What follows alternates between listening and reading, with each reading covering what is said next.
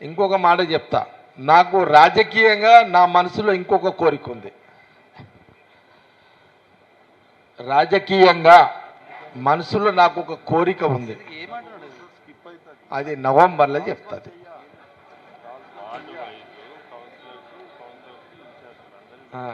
Real అన్న, very serious ఇది. ఈ నవంబర్ నాకు ఒక రాజకీయమైన అది కాదు, ఏది మీరు అనుకుంది కాదు, మీరేదో అనుకుంటున్నారు అది కాదు, సీఎం సబ్జెక్ట్ కాదు కాదు కాదు సీఎంది చెప్తి కదా. ఇప్పుడు సీఎం రేవంత్ రెడ్డి ఉన్నాడు, ఆయన ఇంకేదో 5 ఏళ్ళు అంటున్నాడు, మళ్ళీ ఉత్తమ్ రెడ్డి మళ్ళీ ఆయన ట్రై చేస్తాడు ఇప్పటికీ. ఇక వాళ్ళ పంచాయతీ, మనకు సంబంధం లేదు, అది మనం దాంట్లో పోము. కానీ నాకు పొలిటికల్ ఇంకొక డిజైన్ ఖతర్నాక్ ఉంది. అది ఇదే నెల, జూలై ఆగస్ట్ సెప్టెంబర్ అక్టోబర్, ఈ 3 నెలల, అంటే ఈ జూలై అయిపోయినా ఇప్పుడు 29, జూలై ఆగస్ట్ సెప్టెంబర్ అక్టోబర్, ఈ 4 నెలల్లో కొంత రాజకీయపరమైన కొంత క్లారిటీ వస్తుంది నాకు. ఆ క్లారిటీలో క్లారిటీ ఉంటే నవంబర్లో 2 రకాలుగా ఉంటాయి. ఒకటి, మనసులో ఏముందని చెప్పే పరిస్థితి వస్తుందా, అప్పుడు ఇప్పుడు ఇట్లా మార్చి చెప్పిన ఇట్లా చెప్పే పరిస్థితి వస్తుందా ఉంటుంది. నేను ఎందుకంటే నాకు 24/24 పొలిటికల్, నేను పబ్లిక్ పాలిటిక్స్, నో ఫ్యామిలీ, భార్య పిల్లలు ఉండదు నాకు, పబ్లిక్ పాలిటిక్స్. విన్నావా, ఇది నా లైన్ ఉంటుంది ఎప్పుడు. కాబట్టి మళ్ళీ మీతోటి నవంబర్లో షేర్ చేస్తా. పక్కకు ఠాకూర్, మాణిక్ ఠాకూర్ ఉండే, నన్ను పిలిచిండు, జగ్గారెడ్డి ఏ కామ్ కర్ సక్తే క్యా సాబ్ అన్నాడు. నేను 15 నిమిషాలు మాట్లాడినా, విన్నాడు. సాబ్ బోలో సాబ్ అన్నా,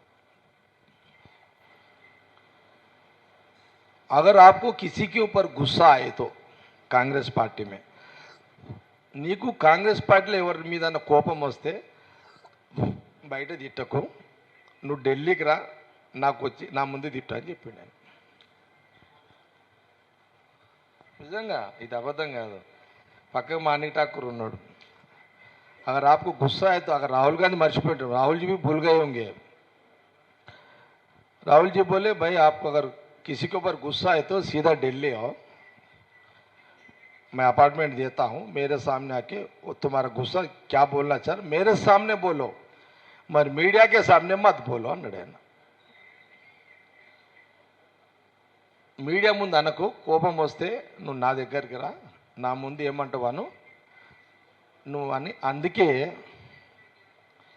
నేను చెప్పాలనుకున్నా ఏదన్నా, అందుకే ఆ 3.5 ఏళ్ళ నుంచి ఇప్పటి వరకు నేను బయట రాహుల్ గాంధీ అన్న మాటకు, నేను ఇచ్చిన మాట కట్టుబడి, నేను ఇప్పటిదాకా ఎవరి విషయాలు కానీ ఏ విషయాలు కానీ బయట కూడా మాట్లాడతలేదు.